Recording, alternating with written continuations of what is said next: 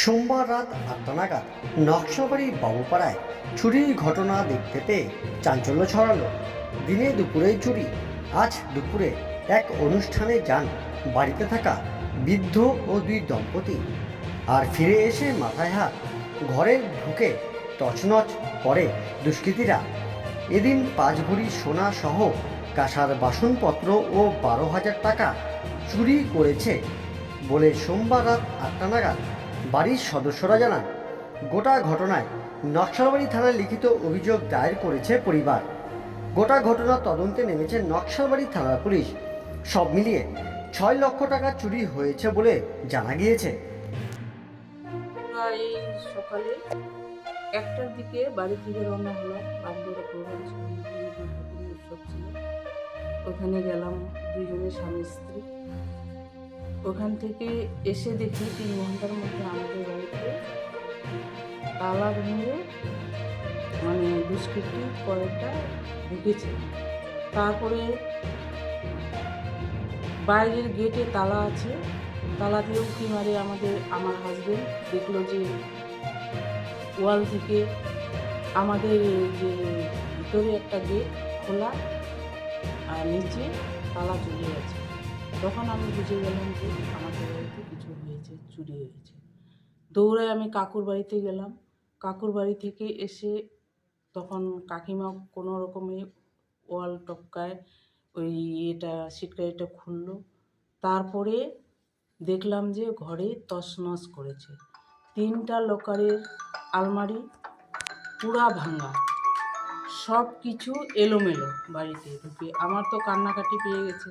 আমি তো একদম কাঁপতেছি, সুগারের মানুষ, আমি নার্ভাস হয়ে গেছি। বসে গেলাম সোফায়। তারপরে পুলিশ আসলো, ভাইরা আসলো, পুলিশে অ্যাপ্লিকেশন দেওয়া হলো। পুলিশ এসে পুরা তদন্ত করলো। কি কি চুরি হয়েছে? কি চুরি হয়েছে?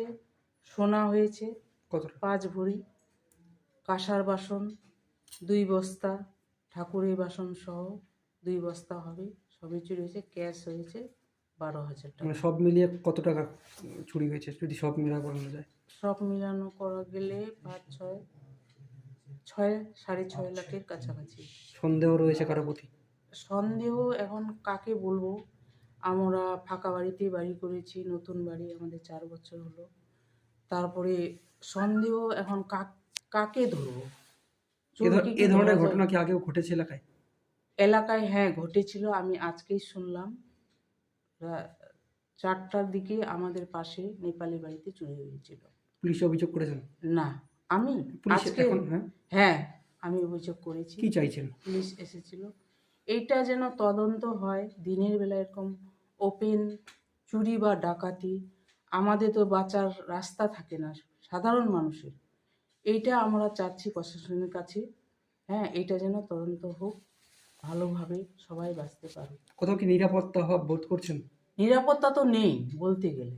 এখন পুলিশ কি করবে আমি জানি না, এখন প্রশাসন কি করবে আমরা জানি না, কিন্তু সাধারণ মানুষ বাঁচার খুব কষ্টের ব্যাপার হয়ে গেছে। দিনের বেলা যদি এইভাবে চুরি হয় তাহলে মানুষ বাঁচবে কি করে? আমাদের কষ্টের কামাই, আমরা সার্ভিসম্যান, হ্যাঁ, একটু একটু করে জমা করে আমরা বাড়িঘর করেছি। তা সাধারণ মানুষ যাবে কোথায়? পাড়াতে যদি দিনের বেলা এরকম ডাকাতি চুরি হয় তাহলে থাকবে কোথায় মানুষ? এইগুলা দেখার বিষয় এবং চিন্তার বিষয়। আপনার নাম? উর্মিলা বর্মন।